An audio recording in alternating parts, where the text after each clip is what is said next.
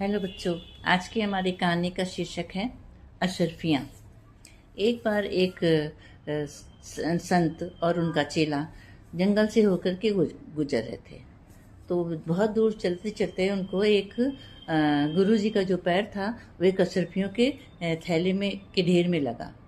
और तब गुरुजी ने उनको देखा। पहले तो वो धूल से ढकी हुई थी, तो गुरुजी ने फिर उनको उठा के देखा।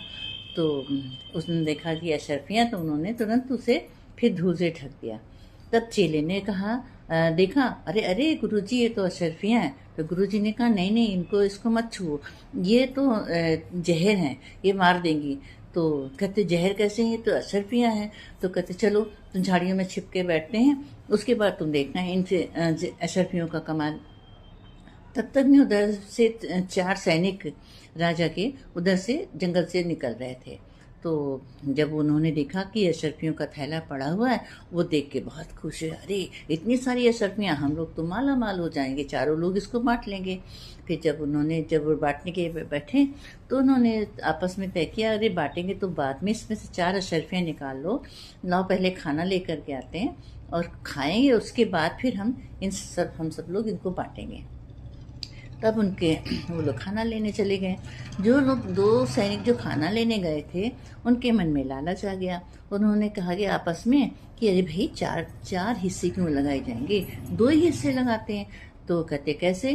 कहते, हम इस खाने में जहर मिला देंगे और हम लोग नहीं खाएंगे, वो लोग खाएंगे और उसके बाद वो मर जाएंगे, तो सारा धन हम लोग जो है 2 जने में बांट लेंगे।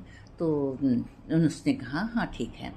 तो वो खाना लेकर के आ रहे थे, उसमें उन्होंने जहर मिला दिया।